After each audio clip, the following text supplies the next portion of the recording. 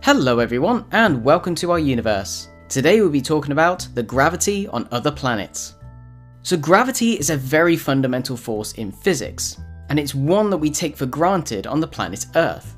But it's something that we just generally don't think about. We think that gravity is pretty much constant everywhere in the universe.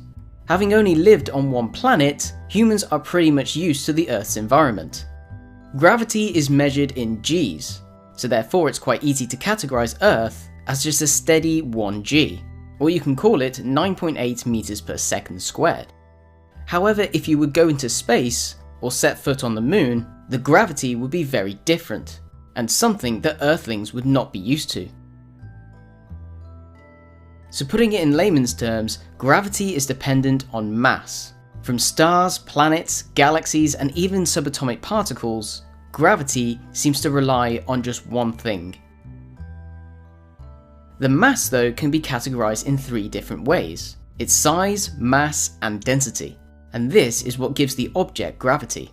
When it comes to the planets in our solar system, there is various size, density, and masses, and therefore the strength of the gravity on the surfaces can vary dramatically.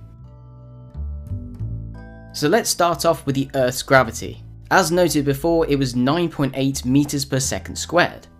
This means that if you held an object and let go of it, it would accelerate towards the surface at a speed of 9.8 meters every second from the freefall. This is a standard measurement to know the gravitational pull of a planet, and we express this in what's known as a single G.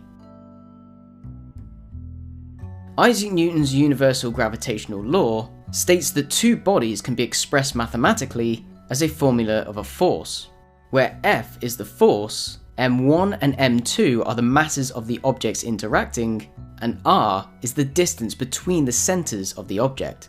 There is also a gravitational constant. So now that we know how to mathematically figure it out, and use experimentation to prove this, let's see exactly how the gravity compares to the other planets in the solar system. So let's start off with Mercury. It has a mean radius of 2,440 kilometers and has a mass of 3.3 times 10 to the 23 kilograms. Mercury is only around about a third of the size of Earth. This makes Mercury the smallest and least massive planet in the solar system. However, it does have a high density, and this is just slightly lower than the Earth's density. Mercury has a surface gravity of 3.7 meters per second squared. So if you do the calculation, that's the equivalent of 0.38 g. So what's the gravity like on Venus? So Venus is a very similar planet to Earth, and it's often known as the Earth's twin. Venus has a radius of just over 6,000 kilometers, and has a mass of 4.87 times 10 to the 24 kilograms. And as you can see, it's pretty much the same size as Earth, but just a tiny bit smaller. It again has around about the same density, but because of the lower density, the gravity changes. This comes out at 8.87 meters per second squared. This means that the gravity on Venus is just lower than Earth's, at 0.91 g. So what's the gravity on the Moon? The Moon is of course the only astronomical body where human beings are being able to test out gravity in person. So the Moon is a very small object, at around 1,700 kilometers in radius. Its mass is 7.35 times 10 to the 22 kilograms, and of course it's only about the size of the United States. Because of its size and mass, it also has a low density. This means that the gravity is only 1.62 meters per second squared, so the gravity is very low, at 0.17. This gives a great reason why the astronauts on the Apollo missions were jumping around like they were on a trampoline. It also gave them a great excuse to experiment on the gravity of the Moon, so you can do certain things on the surface of the Moon that you could never do on the surface of the Earth. So what about Mars? Its size, mass, and density are very small compared to our home planet. It has a radius of over 3,000 kilometers, and has a mass of 6.42 times 10 to the 23 kilograms. But of course, it's a lot smaller than Earth. With this, it comes with a lower density, and therefore its gravity is lower as well, at 3.72 meters per second squared. So if you calculate it, it comes out to 0.38 g, which again is actually closer to the gravity on the Moon than it is to Earth. So what about the king of the planets, Jupiter?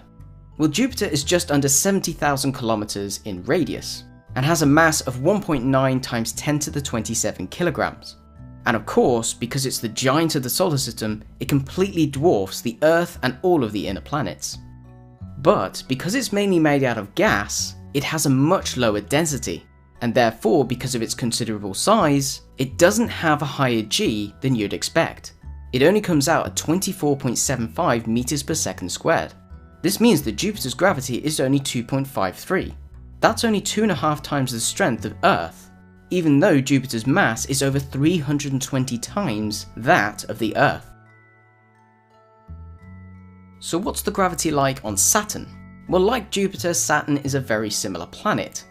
At just under 60,000 kilometers, this is the second biggest planet in the solar system, and has a mass of 5.69 times 10 to the 26 kilograms. And of course, it dwarfs all of the inner planets put together. But again, it falls short like Jupiter because of its composition. This means that its gravity is only 10.44 meters per second squared. And surprisingly, it has near enough the same g as Earth does, at 1.07. So now we come to the outer solar system. This is the realm of the icy giants. So let's start with Uranus, or Uranus, whichever one you fancy. Uranus is the third largest planet in the solar system, at just over 25,000 kilometers. It has a mass of 8.68 times 10 to the 25 kilograms. And of course, it's just over 4 times the size of Earth, so again, this is still a very large planet. But like the other gas giant, Uranus falls short on density, so this means that it's only 8.69 meters per second squared. So therefore, it comes out at lower than 1 g, at 0.87. And finally, we come to the furthest planet from the Sun, Neptune. Sorry about that, Pluto. Neptune is just under 25,000 kilometers, making it the fourth largest planet. It has a mass of 1.03 times 10 to the 26 kilograms. And again, it's a very similar size to Uranus.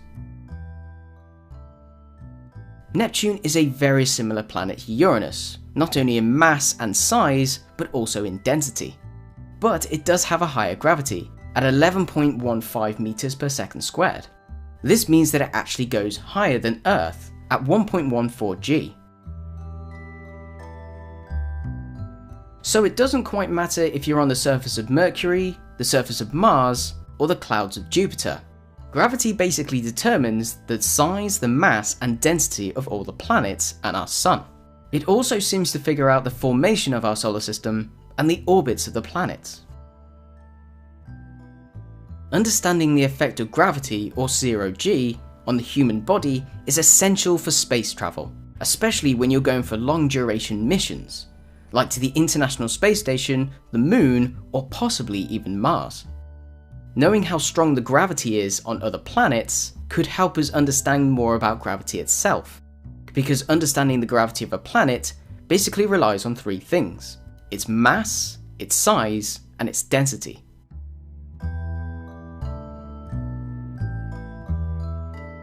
So I hope that's given you a great insight into the gravity on other planets. And of course, if you want to know any more about this stuff, I'll put some links in the description below.